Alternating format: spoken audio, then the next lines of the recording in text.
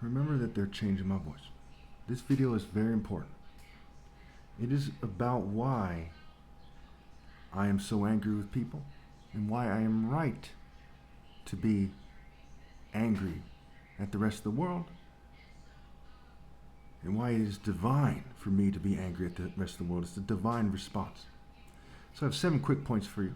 Hopefully I don't take too long to explain this, because this is the type of video I could explain for hours. So let's start with point number 1. God and the divine order and eternal decisions.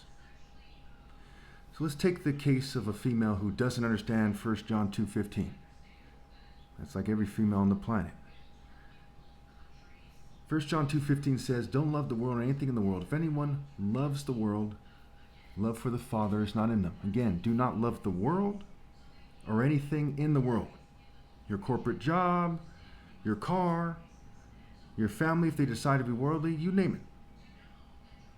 If anyone loves the world, love for the Father is not in them. So, when a female who works for a corporation decides that she is above the righteous, for example, she is conforming and she's contributing to the structure of the world. She is conforming to the con and contributing, right? Paying tribute, right? Contributing to the con. She's being conniving and condescending. All goes back to the con.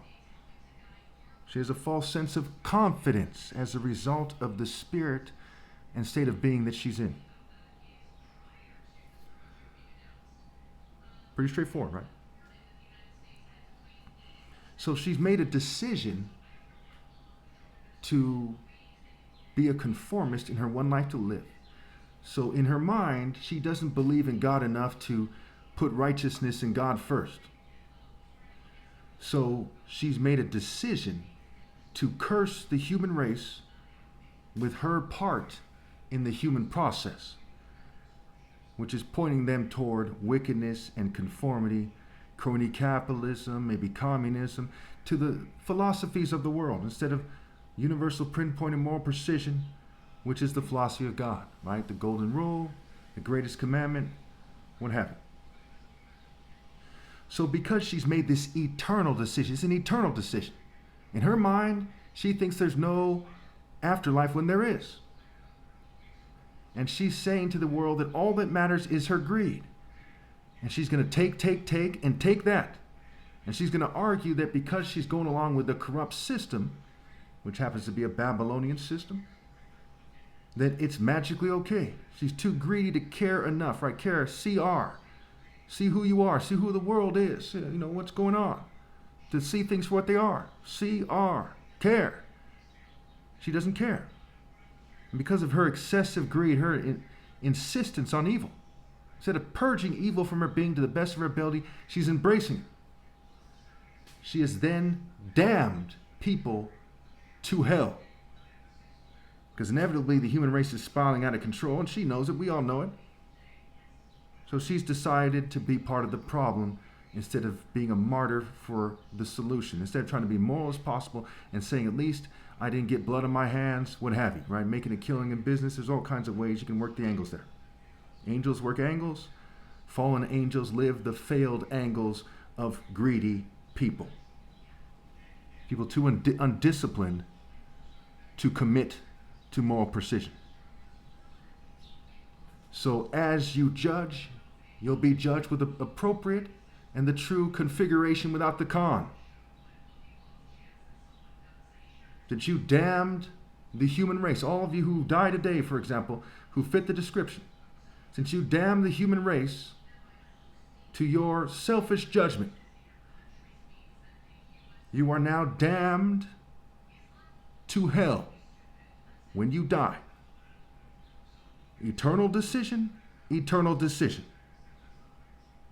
Never-ending consequences, never-ending consequences.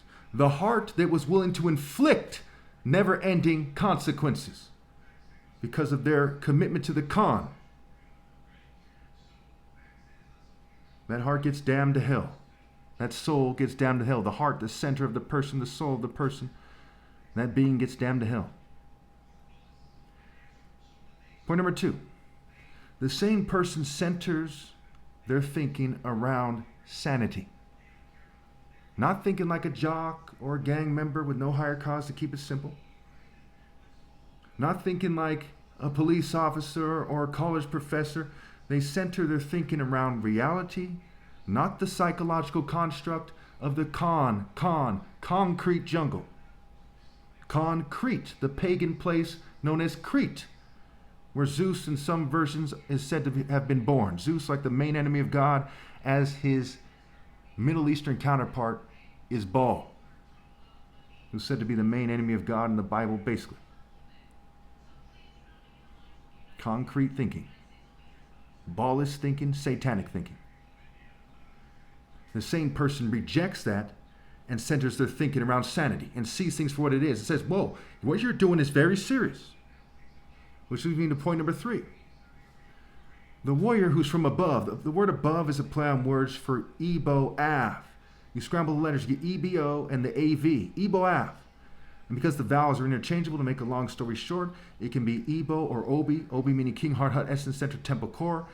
Kiro Obi in Japanese means black belt, right? Ebo, Vi, Ebo Av, Obi, Vi, Obi Av, because you're looking for the king up until the point the last king has come, which is me, the last king of kings ever possible, in the Igbo tribe or the Igbo patriarchal lines. If you have any questions about it, put it in the comments.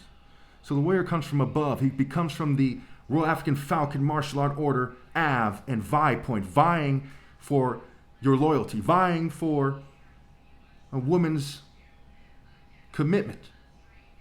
Whatever it is, as long as it's noble, vying for noble ideas, noble things.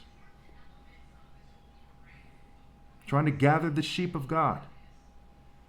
So the warrior from above takes it more seriously. Think about a samurai in popular culture being offended. Now his mind is configured on psychology, not the Royal African Falcon Martial Art Order. There's some parallels there, similarities, but it's not the same. So imagine if it was configured on universal pinpoint and moral precision instead of, misguided loyalty to, an emperor, to a master, what have you. So the warrior takes it, the warrior from above, right? The warrior who lives universal pinpoint and moral precision in the Royal African Falcon Martial Art Order, who conveys focused moral intensity,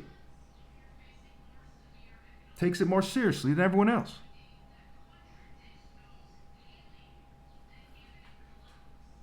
Pretty straightforward. So that leads me to point number 4. When somebody is walking the way of righteousness in the path of justice, on the highest path, right? Proverbs says in Proverbs 12:28, I believe it is, it says, in the way of righteousness there is life. Along that path is immortality. When somebody's moving in God's spirit and somebody gets in their way and says, well, it doesn't work that way. They're basically saying, mind your oppressors and not who you must mind first, no matter what, which is God. So obviously, the oppressor is an idiot. Which leads me to point number 5. Those who snob people, especially in a very conscious spirit of being in the oppressor spirit, they're challenging God in his spirit of righteousness. And as they challenge God in his spirit of righteousness, and they calculate as a nation, say in America, and they sink to the despicable and childish level of seeking to interfere with my videos for mere white social norms, Jewish social norms, LGBT social norms. They've not only accepted the mark of the beast, they've been marked as that kind of a monster. So as they're in a military spirit, a politician spirit, the spirit of the churches, mosques, synagogues, and they're kind of snobbing me, right? It says that in the Bible as well. In the Old Testament, it says something to the effect of, these people think they're too sacred for me. Now, if they didn't think that, right, because the key word is me, not for who they think I am, but for me, my spirit, then they would obey. But they think what they're doing is so important that they think they don't have to obey. And that's another eternal judgment call. As we find ourselves in this day and age, it is the most obvious thing ever. People are going on and on about how it's the end. And here I am, Christ, and so many people know that I'm Christ, and they're still rebelling. They know very well they're making a decision that has eternal consequences, making a very easy decision to send them to hell in terms of doing the logic. Every day, 189,000 or so.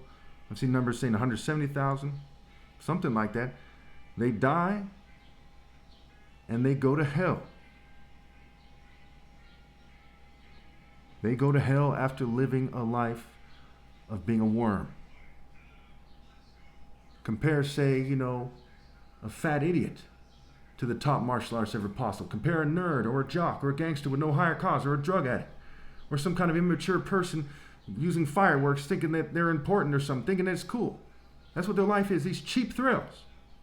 To someone who truly conveys righteousness and curses any nation that would think even for a moment that it's a good idea to interfere with God's work, especially when done by Christ, when they're just insignificant scum. Be it Yankee scum, be it redcoat trash, insignificant scum. Be it a genocidal maniac nation from the Middle East that thinks they're above being named, like Israel. Are they significant? No. Are they defeated? Yes. When you have no counter argument for a divine argument like this, and you resort to being a weasel, what happens? A little child should be able to tell you what happens. It is a fate infinitely worse than death. Can you imagine some arrogant racist saying, well, what are you going to do? What the hell do you mean, what am I going to do? Your fate is infinitely worse than death. What the hell don't you get? Are you that stupid?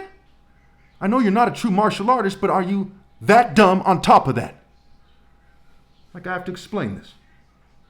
You should all know these things already. Shame on you. Okay, so now, so I had to switch rooms here. I keep getting interrupted. There's the fireworks. There's a lot of reasons, fumes. And again, their fate is worse than death. I'm sure we can all agree you'd rather be on the top martial artist side. And you would commit to that if you were actually a man, if you're a female, if you're actually a woman. I'm sure that's a very obvious thing, so I'll just leave that there.